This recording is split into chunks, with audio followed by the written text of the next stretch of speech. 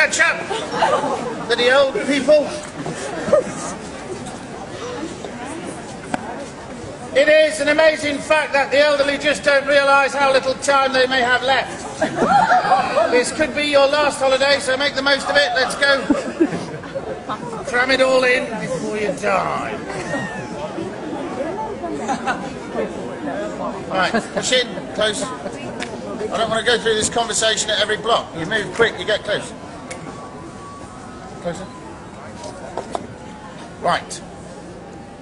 As we came through, someone asked me if I'd shaved this morning. The answer is yes. Although it appears that I haven't, I am between beards. Right? Between beards. I had a beard, I shaved it off, I'm growing another. Surely you should know about these things. And the relevancy. Yeah. No. I've just been accused of being scruffy, and I'm not. That's it. Yeah. So there we are. I've also asked if I'm a soldier. No, I'm not. I used to be. In order to be a yeoman warder, you must have a minimum of 22 years military service, and overwhelmingly we are drawn from the army. We do have 4 from the Royal Air Force. No one talks to them. We also have 2 Royal Marines, and these are instantly identifiable because they're usually holding hands. You have to have reached the rank of Sergeant Major. That might make me seem a little scary. Right. If you have all of that, you can apply to join the Yeomen of the Guard, Queen's personal bodyguard for ceremonial and state occasions. And if you've also got the Meritorious Service Medal, you get invited. I was invited. Yeah. Now, on those occasions, we do wear a very different uniform. I know you're disappointed not to see me in it today. That is the Tudor bonnet, white ruff, scarlet and gold tunic with red breeches and tights. We only ever wear that in the presence of Her Majesty because she likes it. 35 yeoman warders are selected from the yeoman body to come and live and work here in the tower. This is our casual day-to-day wear. It is known as blue undress and is modelled on a Tudor tunic. It's made to be worn under a suit of armour. It's not a frock. These things are for the leg plates, all right? You want men in skirts? Scotland. Although, you can get that kind of action in Soho. And I'm sure the Royal Marines will be happy to tell you where. Yeah. Right. Now that I've got your questions out of the way, we can carry on talking about what we're supposed to. You're now standing in a killing ground. Yeah, sadly no longer operational. As an attacking army, you'd have lost dozens, possibly hundreds of men trying to get through that festering bog of a moat, wrestling with the polar bears and trying to climb the walls. And all the time you're doing that, there are people trying to kill you. It is unlikely that you would have got this far, but if you did, unlucky. You might not have noticed this yet, but behind you there is another wall. The inner defensive wall dates from the 1220s, has 13 defensive towers and a 50-foot curtain. There was only one way through, that archway. And as you can see, it is defended by a 2.5-ton oak and steel portcullis. And beyond it, those gates weigh a further 3 tons. 5.5 tons of oak and steel that you're going to have to hack through with your poxy little swords and axes, and that will take time. Time is a luxury you rarely have in battle, and the defenders will now be hurling vicious verbal abuse at you.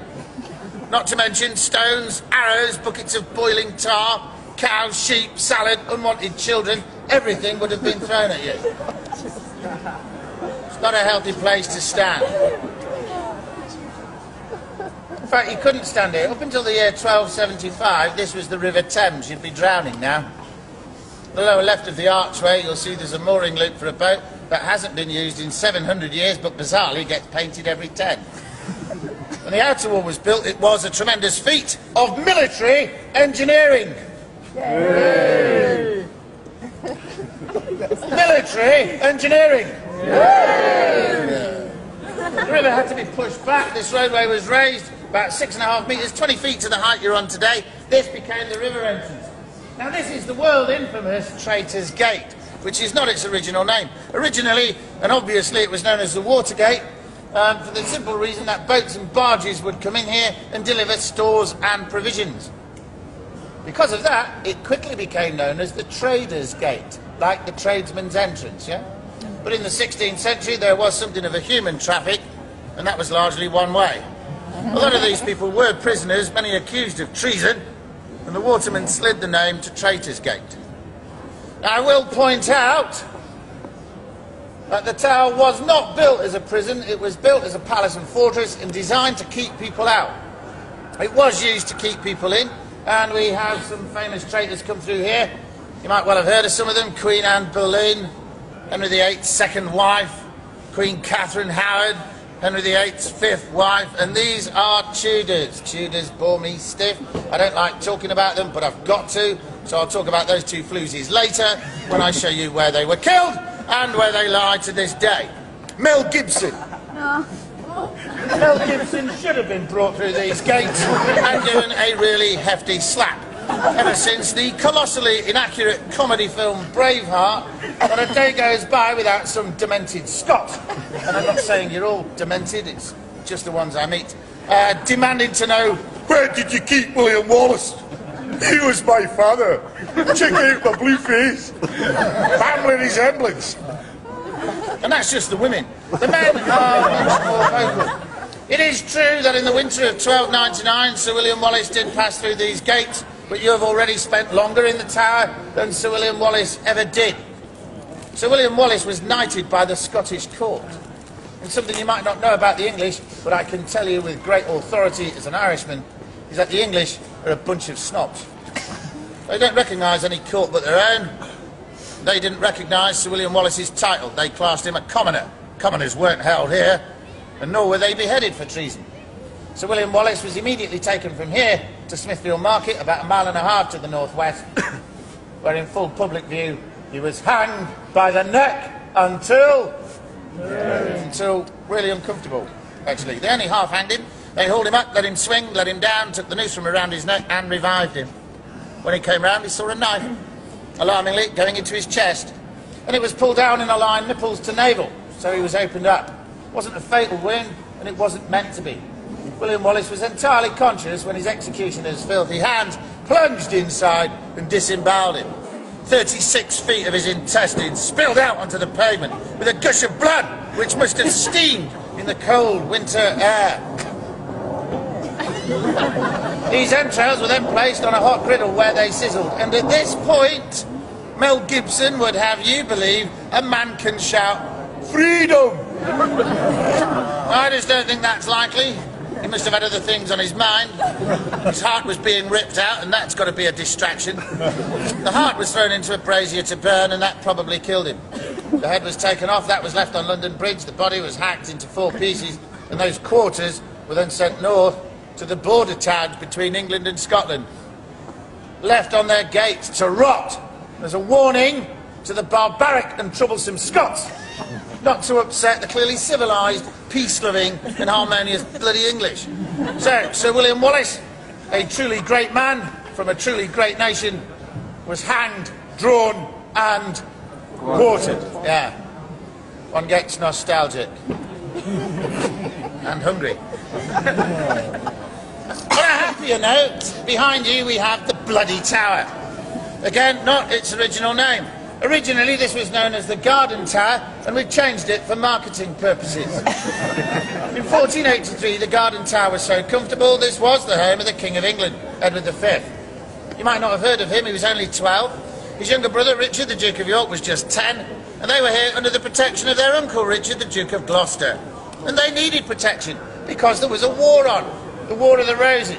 Now, this sounds like fun, but they weren't fighting with flowers. It was a bloody civil war, and it straggled on for nearly 30 years. These boys were targets, and Gloucester knew it. He took his protection duties so seriously that he had Parliament declare his nephews bastards. They couldn't keep the crown, and he took it. He became King Richard III. He was now the target. His nephews continued to play safely in these grounds long after his coronation. All of that's fact, documented and unargued. It is also a fact, possibly a sad one, that these lads disappeared. Nobody knows when, why or how, but Shakespeare tells us that one night in 1483 they fell asleep up there and never woke up.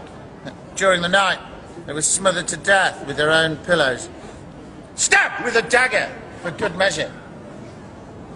Now I'd like you children, especially you young children, to think about that at bedtime. Your mummies and daddies are going to tell you that that was a long time ago, and that's true. They're going to tell you there are no more bad men. That's a lie. There are bad men. There are very, very bad men. They're not always out there, though. Sometimes they're under your bed, wardrobe. They wait for you to go to sleep, and that's when they strike. Sweet dreams, kids. Really don't like children. Their disappearance was a mystery for nearly 200 years. In 1674, workmen on the south side of the White Tower removed a stone stairwell. Under that stairwell there was a box, and inside this box were the dusty remains of 2 children. The experts at the time declared them to be the bones of the princes, and Charles II commanded that they should be laid to rest in Westminster Abbey, in Innocents' Corner, which he'd named in their honour. Who killed them? Don't know. Shakespeare would have you believe it was Uncle Richard, but let us not forget that Shakespeare was writing to amuse a redhead, and you never upset a redhead. She was Elizabeth I. Her grandfather was Henry Tudor. He defeated Richard at the Battle of Bosworth in 1485. He had no real claim to the throne, but he took the crown from Richard's dead head and placed it upon his own. He declared himself king. He could not have done that if these lads had been alive. And it's entirely possible that Henry Tudor had those boys murdered. You see, Shakespeare couldn't write that. History is nearly always written by the people who win. This explains all the empty pages in French history books. You do know that what Shakespeare referred to as the Tower of Blood, Elizabeth I chose to name the Bloody Tower. The gateway to the inner ward, and we're about to charge through it. Charge is a military term. It means to move rapidly, to engage in eager combat with an enemy. So let's not have the Italians at the front. Charge! Come on, we're charging, we're charging. Can't wait till he gets to the Americans.